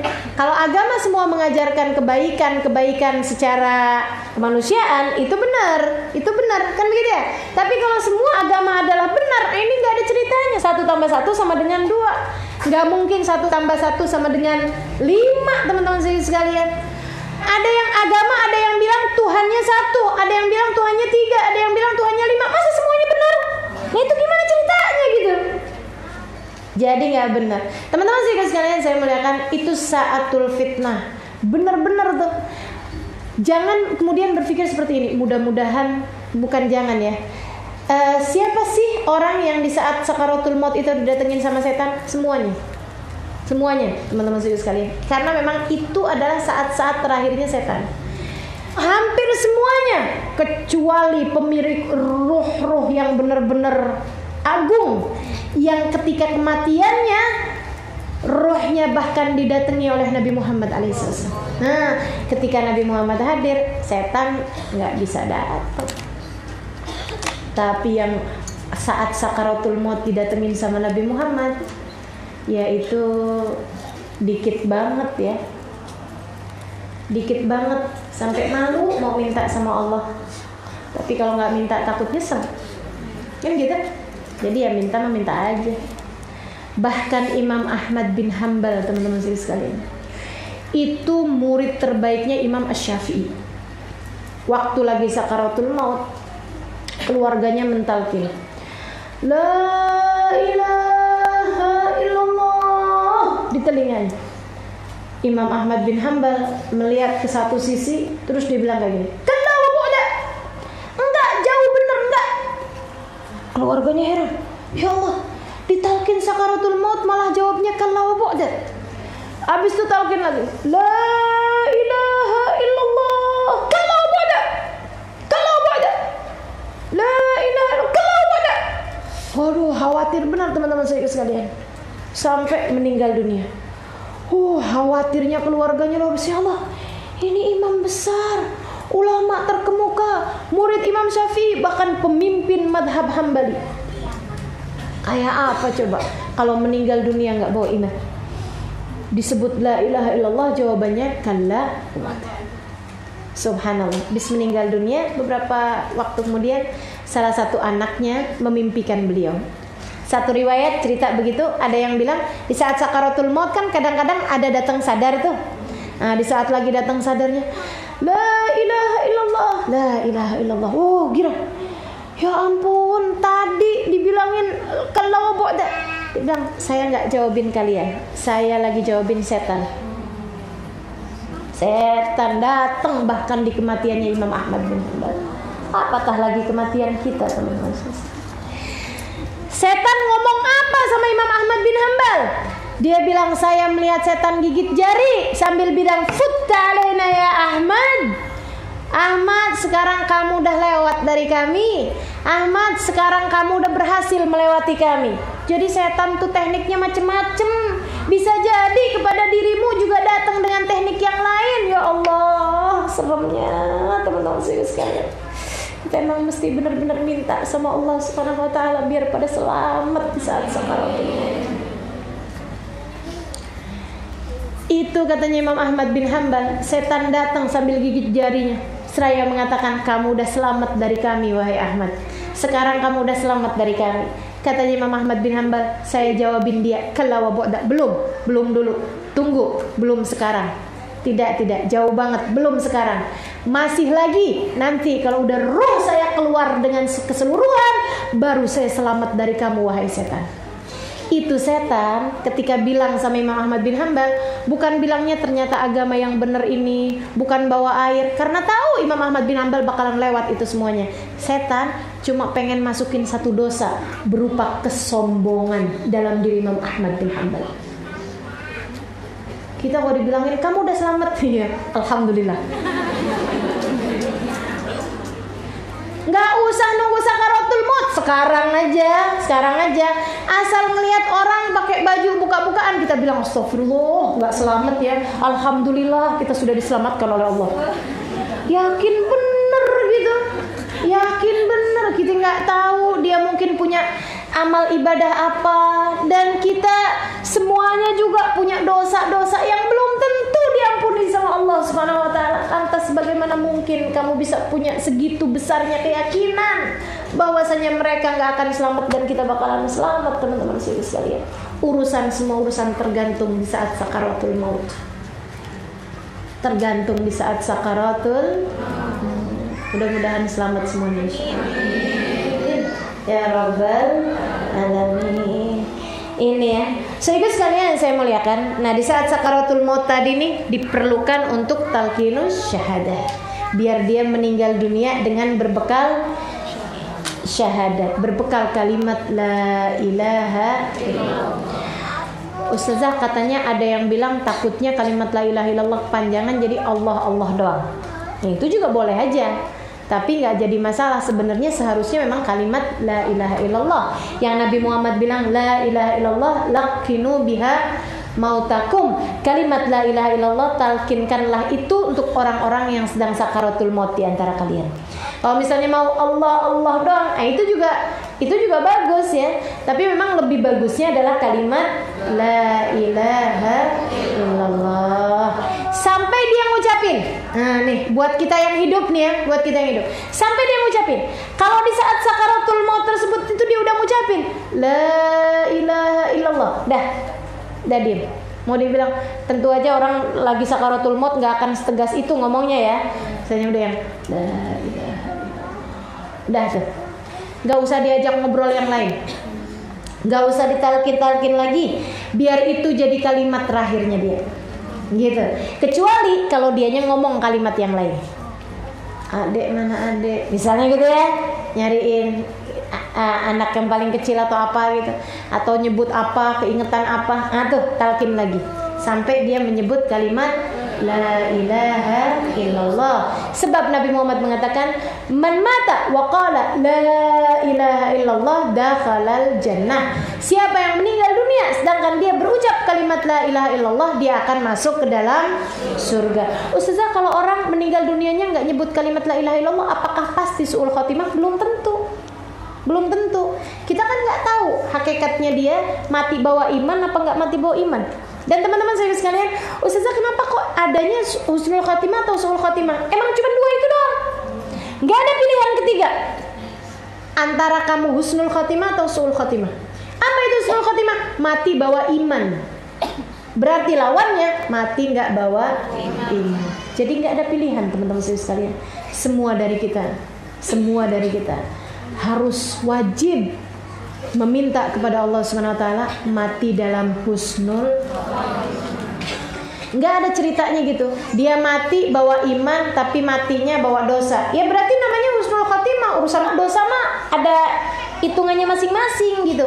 Tapi seenggaknya mati husnul khotimah tuh mati dalam keadaan membawa iman, teman-teman sekalian. Husnul khotimah. Begitu ya. Nah ini. Jadi ditalkin kalimat la ilaha illallah, la ilaha illallah sampai nanti rohnya keluar. Begitu rohnya keluar, kemana sih perginya roh? Dibawa sama malaikat-malaikat yang tadi nyabut nyawa nih, masih belum kelar nih. Jadi jangan dikira abis nyabut nyawa dia kemudian pergi cari orang lain buat dicabut nyawanya, udah langsung menunggu job-job dia yang lain. Gak ada, teman-teman sekalian. Masih punya urusan sama kamu. Dia dibawa nih, rohmu nih dibawa sama malaikat-malaikat tersebut. Malaikat waktu bawa roh kamu dengan suara gemuruh. Gemuruh apa? Gemuruh antara doa atau laknat. Antara doa atau kalau yang dibawa roh orang-orang yang baik, malaikat nih sambil bawa rohmu itu didoakan sama mereka. Allahumma ighfir lahu warhamhu wa'afi wa'fu anhu. Allahumma ighfir lahu warhamhu wa'afi wa'fu anhu. Allahumma ighfir lahu warhamhu wa'afi wa'fu anhu. Kalau nggak baik, kalau perempuan Allahumma ighfir lahu warhamha wa'afiha wa'fu anha, kalau orang baik ya. Tapi kalau nggak baik, ya Allah jauhkan dia dari rahmatmu. Ya Allah, ini orang pandang dia dengan kemurkaanmu, masukkan dia ke dalam nerakamu, dicaci maki, dikata-katain dengan doa-doa yang buruk-buruk. Naudzubillah. Allahumma al'anhu gitu. Ya Allah laknatlah dia, ya Allah jauhkan dia dari rahmatmu, ya Allah laknatnya, ya Allah, ya Allah jauhkan dia dari surgamu. Kayak gitu malaikat. Udahlah sakit sakaratul maut, masih ada sisanya tuh teman-teman sekalian, sakitnya sakaratul maut itu ya, kemudian dilaknat pula. Kayak apaan rasanya? Dibawa sama malaikat sampai ke langit yang pertama. Di mana tuh? Wallahu a'lam. Penjaga langit yang pertama nanyain, siapa? Katanya roh-roh tersebut, kami malaikat pembawa roh. Apa yang kalian bawa? Kalau yang baik mereka akan bilang, ruhun thayyibah fi jasadin thayyib. Kami bawa roh yang baik dari jasad yang baik. Jasadmu ketularan bagus, ketularan baik kalau rohmu jadi roh yang baik. Tapi kalau yang dibawa yang jelek, mereka akan bilang, ruhun khabithah fi jasadin khabith. Kami membawa roh yang jelek dari jasad yang jelek. Walaupun jasadnya hidungnya mancung, matanya belok, bibirnya merah, badannya ya sebagus apapun ikut-ikutan jelek karena rohnya yang jelek. Nah itu nanti habis itu kemudian marhaban wa ahlan wa sahlan, disambut rohnya. Kemudian gak lama diperintahkan untuk dibawa turun kembali. Kalau yang baik, kalau gak baik kemudian ditolak rohnya. Kalau gitu lemparkan ia kepada jasadnya. Dari atas dilempar lagi rohnya, bawah. Habis itu kemudian semua roh yang baik, roh yang jelek tidak bisa jauh-jauh dari jasadnya. Di situ dah dia ngeliatin siapa aja yang datang. Makanya katanya Nabi Muhammad, kufu an masawi mautakum. Kalau kalian lagi takziah, jangan suka sebut-sebut keburukannya si mayit. Malah justru sebutkanlah kebaikan-kebaikan dia. Kenapa gitu? Apakah mereka mendengar wahai Rasulullah, betul mereka mendengar bahkan lebih tajam daripada pendengaran kalian. Begitu sabdanya baginda Nabi besar Muhammad sallallahu alaihi wasallam. Jadi itu di situ tuh, di sekitar situ. Jangan nyari-nyari juga sebelah mana ya kira-kira rohnya ya. Ujung mana nih? Atau di atas? Enggak ada teman-teman. Kita nggak bisa lihat. Yang bisa lihat siapa? Binatang. Binatang baru bisa lihat. Yang nggak bisa lihat manusia jin, nggak bisa lihat. Bisa jadi yang kamu lihat itu bukan orangnya tapi jin. Oh di sana ternyata jin ya yang godain. Jadi sebenarnya rohnya nggak bisa, kita nggak bisa lihat. Kadang-kadang ada anak kecil-kecil yang bisa lihat. Ada biasanya kalau masih bayi umur tahun 2 tahun, mama nenek ada di sana mah, katanya gitu ya. Itu biasanya benar memang karena mata mereka kan masih ya rohnya masih ini ya, masih suci gitu. Jadi kadang-kadang nggak semuanya benar. Jangan kemudian nanya-nanya juga. Ada lihat nenek nggak? Kalau diajarin suka salah-salah nerimanya. Ya. Jadi teman-teman sekalian ada di situ rohnya. Nggak bisa jauh-jauh. Masih dengar dengan pendengaran yang sangat amat awas. Kalau saya di sini ada yang ngobrol di belakang sana saya nggak dengar. Ada yang ngomong di sebelah sana saya nggak dengar. Tapi kalau orang meninggal dunia, yang di belakang sana, ada orang yang lagi di depan sana, itu semuanya dia dengar. Bahkan rumah tetangganya, bahkan rumah ininya namanya disebut-sebut dia dengar. Ya Allah, serem benar teman-teman sekalian. Dia dengar apa yang orang lain sebutkan tentang dirinya. Jangan bikin sedih baru habis sakaratul maut. Dia dalam keadaan kesedihan karena berpisah dengan orang-orang yang dia cintai. Jangan membuat mereka menjadi semakin lebih sedih lagi dengan keburukan-keburukan yang kalian ceritakan tentang mereka. Habis gitu teman-teman sekalian. Ini jenazahnya masih di situ kan. Dia liatin siapa aja yang datang takziah. Dia tahu. Sampai kemudian jenazahnya dimandikan, dia ada di situ, deket-deket, dia lihat gimana orang memperlakukan jenazahnya. Makanya hati-hati teman-teman sekalian. Orang kalau mandiin jenazah, jangan ada yang disebut-sebut dari keburukannya orangnya dengar. Bahkan ini Habib Umar pernah cerita ya, ada orang sewaktu hidupnya di dunia, salah satu dari orang yang masya Allah menjaga terhadap sunnah-sunnah, termasuk nyelah-nyelahin jenggot. Waktu dia lagi dimandikan, di saat dia lagi diwuduin, kan diwudukan kemudian baru dimandikan. Saudara sekalian, di saat dia lagi diwuduin sama orang-orang yang hidup, orang-orang yang hidup lupa buat nyelah-nyelahin jenazahnya.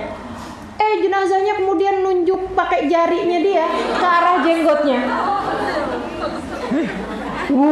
Ya Allah, untung bukan saya yang mandiin. Model kita yang mandiin mah kabur ya. La ilaha illallah. Pokoknya itu gitu, bahwa jasadnya udah tidak lagi di badannya tapi deket-deket di situ. Deket-deket di situ, mendengar, melihat, memperhatikan, bukan dengan matanya, bukan dengan telinganya yang di badan itu, tapi dengan mata rohnya, dengan pendengaran rohnya, dan itu lebih tajam daripada pendengaran mata dan telinga yang sangat terbatas ini. Jadi dilihatin semuanya. Habis itu kemudian dikafani. Dia juga di situ juga. Lihatin semuanya sampai kemudian dibawa ke kuburan. Itu juga di saat dibawa kuburan dia teriak-teriak. Kita nggak lihat aja. Di saat dia lagi dimandikan, dikafani, dia juga bicara tuh. Oh ya, ternyata kamu yang mandiin saya ya. Tadi kita nggak denger aja teman-teman sekalian. Di saat dikafani dia juga ngomong, ya Allah nak, kamu ya nak ya, kemarin-kemarinan nggak mau datang, giliran mama meninggal aja nak, kamu baru datang, nah gitu. Saking kita nggak denger aja. Yang hidup nggak dengar. Kita pun juga di saat jenazah kita kayak begitu tuh, kita lihat anak kita, saudara kita, orang memperlakukan jenazah kita liatin. Tapi kita ngomong juga mereka nggak dengar. Saudara sekalian saya muliakan, sampai di saat jenazah kita dibawa untuk disolati. Saudara sekalian yang saya muliakan, kabarnya kita berteriak-teriak pada saat tersebut. Teriakannya ada dua macam. Ada yang ketakutan mau masuk kuburan. Dia pun kemudian bilang, kalian mau bawa saya kemana? Balikin, saya nggak mau pergi. Itu anak saya, itu suami saya, ini rumah saya. Kalian mau bawa pergi saya kemana? Jangan dulu, saya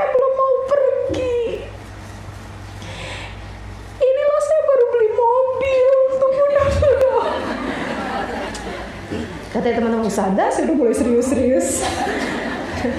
Tapi beneran teman-teman sekalian, kembalikan kepada saya punya baju yang bagus, saya punya ini, saya punya itu, tungguin, saya masih kepengen.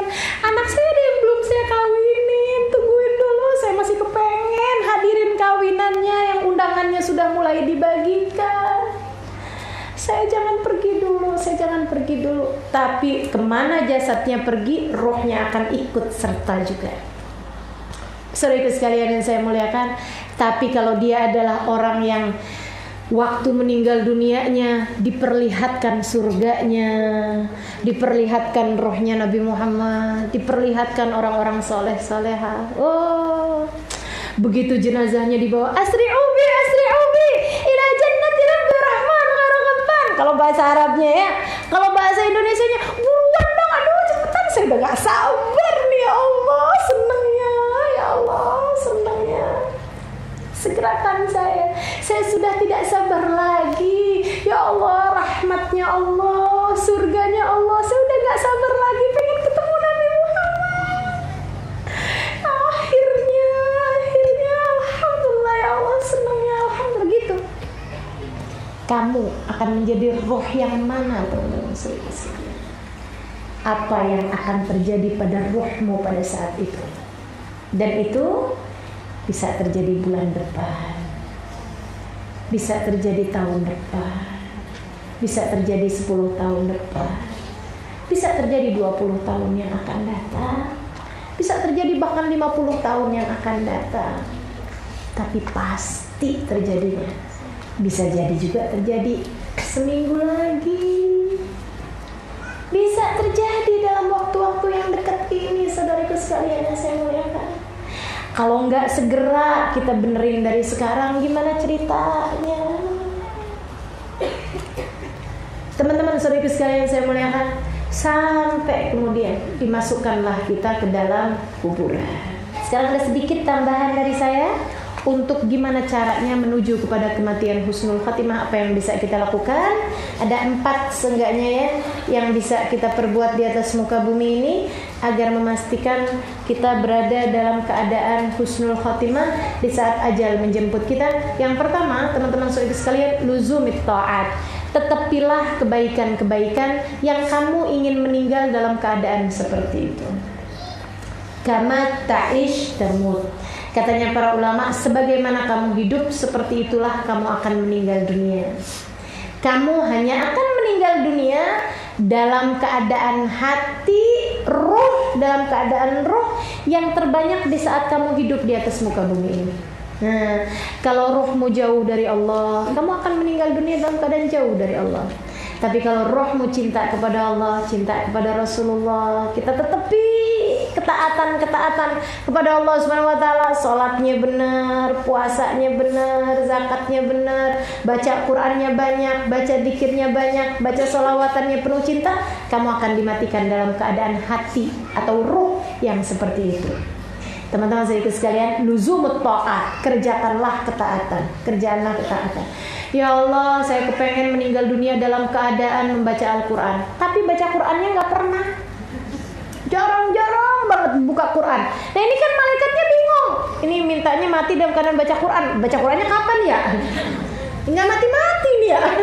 Jadinya kan bingung gitu. Sementara kematiannya pasti, nggak mungkin kematiannya datang kecuali dalam keadaan yang kamu selalu menetapinya selama ini. Sedikit sekalian saya muliakan seperti itu. Itu satu. Makanya ada orang meninggal dunia dalam keadaan sujud. Ya, emang orangnya suka sujud, kan gitu ya. Ada orang meninggal dunia lagi ngajar. Emang orangnya demen ngajar. Ini saya serem nih. Ya, alhamdulillah kan kalau lagi ngajar ya. Ya Allah, teman-teman sekalian saya muliakan, ada salah satu habaib. Cerita lagi, udah nggak usah ya. Pertanyaannya banyak. Oh nggak apa-apa. Ada salah satu habaib di kota Sewun. Habib Umar bin Hafid tadi sebut namanya waktu itu, tapi saya terlupa, mohon maaf. Beliau sedang dalam keadaan mengajar nih, tapi duduknya nggak di atas kayak saya, duduk di bawah gitu ya, bersila. Beliau bacain kitab gitu, karena ngajarnya bacain kitab, memang nggak pakai berdiri. Beliau lagi baca. Qala Rasulullah sallallahu alaihi wasallam, bersabda Rasulullah sallallahu alaihi wasallam, man mata wa qala la ilaha diam kemudian. Artinya siapa yang meninggal dunia dan dia membaca kalimat la ilaha illallah, dia diam nunduk gitu. Murid-muridnya pada nungguin, yang lagi pada nyatet-nyatet nih nungguin. Lanjutannya apaan ya? Begitu kan? Kok diamnya lama bener, pada dongak kepalanya. Tehnya nunduk gitu. Akhirnya disamperin.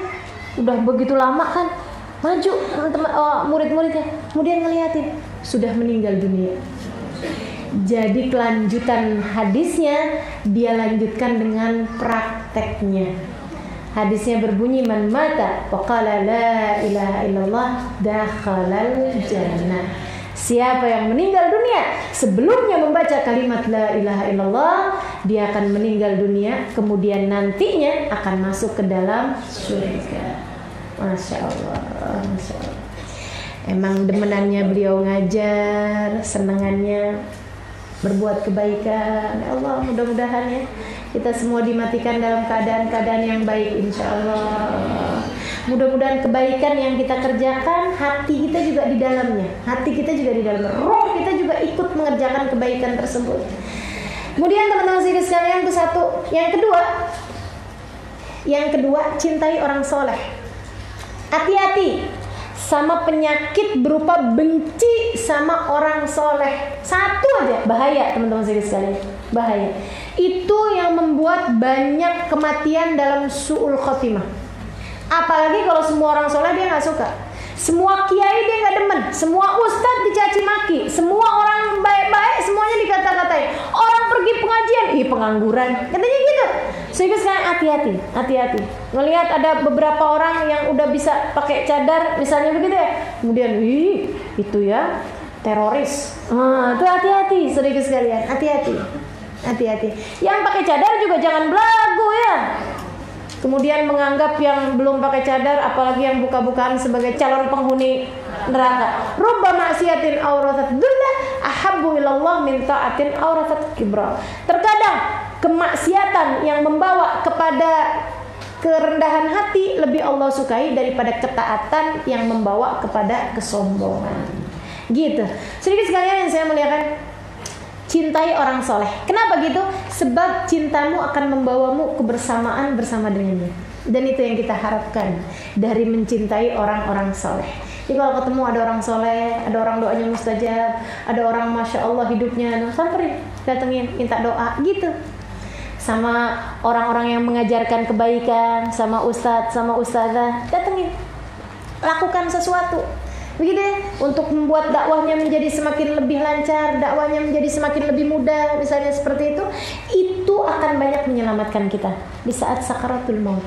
Sebab apalagi kalau dia adalah orang-orang para kekasih kasih Allah SWT, mereka adalah orang-orang yang dermawan. Mereka punya syafaat, teman-teman sekalian. Al ulama yusyar ke anbiya. Kata Nabi Muhammad SAW, para ulama dibangkitkan di hari akhirat nanti seperti para nabi. Para nabi memiliki pengikut, memiliki syafaat kepada para pengikut-pengikutnya, dan itu yang akan bisa menyelamatkan kita. Makanya sedikit sekalian, saya cinta kepada para ulama-ulama. Saya berkhidmah kepada para ulama-ulama, terutama guru-guru saya, Al-Habib Umar bin Hafid, Al-Habib Zain bin Smith, para habaib-habaib kita ya. Mudah-mudahan yang tersisa Allah panjangkan umurnya. Dan yang sudah meninggal dunia, mudah-mudahan pastinya Allah bahagiakan mereka dalam alam kuburnya, dan kita tidak dihalangkan dari keberkahan mereka semua. Sebab mereka meninggal dunia bukan berarti meninggal dunia, masih memiliki terus keberkahan demi keberkahan yang bisa terus-terusan kita dapatkan bahkan dengan sesudah mereka meninggal dunia sekalipun. Itulah pentingnya berziarah ke makam para orang soleh. Itulah pentingnya berziarah ke makam wali. Kita berharap syafaatnya menyelamatkan kita, sehingga banyak di antara mereka yang di saat datang sakaratul maut kita, mereka hadir untuk memberikan syafaatnya kepada kita. Gitu teman-teman sekalian. Kemudian yang ketiga yang perlu kita lakukan untuk mendapatkan husnul khotimah, kematian yang baik buat kita ini, yang ketiganya adalah berdoa. Dan kita semua tahu doanya. Salah satu yang mudah, ya Allah biha, ya Allah biha, ya Allah bihusnul khatimah, ya Allah biha, ya Allah biha, ya Allah bihusnul khatimah. doa yang sering-sering kayak begitu. Yang Allah sebutkan dalam Al-Quran, Rabbana la tuzigh qulubana ba'da idh hadaitana wa hab lana min ladunka rahmatan innaka antal wahhab. Ya Allah, jangan pernah Engkau cabut hidayah iman yang telah Engkau anugerahkan dalam hati kami. Karuniakan kepada kami rahmat-Mu senantiasa, sesungguhnya Engkau adalah Zat yang Maha Pemberi. Atau doa yang Allah sebutkan juga dalam Al-Quran, tawaffani muslimah wa alhiqni bis-shalihin. Matikan aku ya Allah dalam keadaan membawa iman Islam, kumpulkan aku ya Allah bersama dengan orang-orang saleh. Atau doa yang diajarkan baginda kita Nabi besar Muhammad alaihissalam, yang bahkan Nabi Muhammad diriwayatkan doa paling banyak yang beliau lakukan di saat sujudnya. Apa itu? Ya muqallibal qulub, tsabbit qalbi ala dinik. Wahai Zat yang membolak-balikan hati, tetapkan hati kami selalu berada dalam keimanan kepadamu. Hal terakhir yang keempat, teman-teman saudara sekalian, saya mengatakan, jika engkau ingin dalam keadaan meninggalnya husnul khotimah, titipkanlah imanmu kepada Allah. Ya, titipin iman sama Allah. Tiap pagi tuh baca awal surat Al-Baqarah. Alif Lam Mim, dzalikal kitabul la raiba fihi hudan lil muttaqin alladzina yu'minuna bil ghaibi wa yuqimuna as-salata wa mimma razaqnahum yunfiqun walladzina yu'minuna bima unzila ilaika wa unzila min qablik wa bil akhirati hum yuqinun. Habis itu wa ilahukum ilahu wahid la ilaha illa huwar rahmanur rahim. Terus baca ayat kursi. Allahu la ilaha illa huwal hayyul qayyum la ta'khudhuhu sinatun wa la nawm lahu ma fis samawati wa ma fil ardi man dhal ladzi yashfa'u 'indahu illa bi idhnihi ya'lamu ma bayna aydihim wa ma khalfahum wa la yuhituna bi shay'in min 'ilmihi illa bima sha'a wa wasi'a kursiyyuhu samawati wal ardi wa la yuhituna wa huwal 'aliyyul 'azim. Akhir surat Al-Baqarah. Amana ar-rasulu bima unzila ilaihi min rabbih wal mu'minun kullun amana billahi wa malaikatihi wa kutubihi wa rusulihi la nufarriqu baina ahadin min rusulihi wa qalu sami'na wa ata'na ghufranaka rabbana wa ilaikal masir. La yukallifullahu nafsan illa wus'aha laha ma kasabat wa 'alaiha ma iktasabat. Rabbana la tu'akhidhna in nasina wa akhtana rabbana wa la tahmil 'alaina isran kama hamaltahu 'ala alladhina min qablina rabbana wa la tuhammilna ma la taqata lana bih wa'fu 'anna waghfir lana warhamna anta maulana fansurna 'alal qaumil kafirin. Kemudian baca syahidallahu annahu la ilaha illa huwa wal malaikatu wa ulul ilmi qa'iman bil qist la ilaha illa huwal azizul hakim. Habis itu titipin imanmu kepada Allah. Gimana caranya nitipin iman kepada Allah? Ya Allah, itu kan artinya syahidallah annahu la ilaha illa huwa wal malaikatu wa ulul ilmi qa'iman bil qisti la ilaha illa huwal azizul. Allah menyaksikan tidak ada Tuhan kecuali Dia, juga para malaikat-malaikat dan orang-orang yang berilmu. Jadi nih ya, Allah menyaksikan tidak ada Tuhan kecuali Dia, juga segenap malaikat dan juga orang yang berilmu. Kita titipin juga, ya Allah, aku menyaksikan apa yang Kau saksikan. Oh, tidak ada Tuhan kecuali Engkau. Aku menyaksikan dan aku memintamu sebagai saksinya. Dan aku titipkan keimananku itu kepadamu ya Allah. Simpankanlah ia di sisimu sehingga engkau dapat mengembalikannya di saat sakaratul mautku. Gitu. Nah, kalau mau dibahasain Arab, teman-teman sekalian, teman-teman bisa liatin di zikir sesudah sholat subuh, sesudah zikir sholat subuh di dalam kitab Khulasatul Madad. Nah, di dalam kitab Khulasatul Madad boleh lihat, Mbak, boleh lihat, boleh sini. Nah, ini kayak gini nih kitabnya.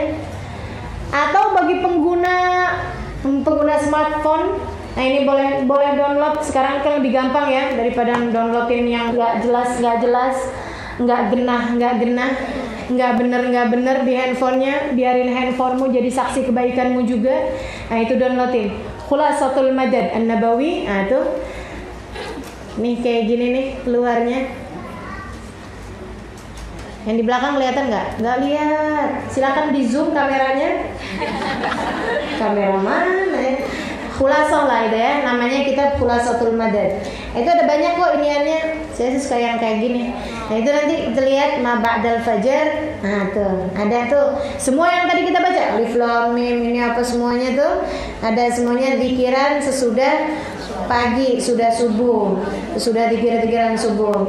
Nah itu habis itu kita bilang habis syahidallahu annahu la ilaha illa huwa wal malaikatu wa ulul ilmi qayyim bil qist la ilaha illa huwal hakim.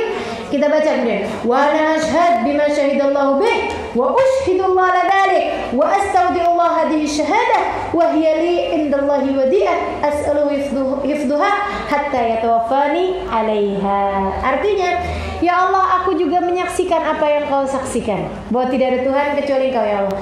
Dan aku jadikan Kau sebagai saksinya. Wa usyhidullah ala dzalik. Aku jadikan Kau sebagai saksi atas hal tersebut.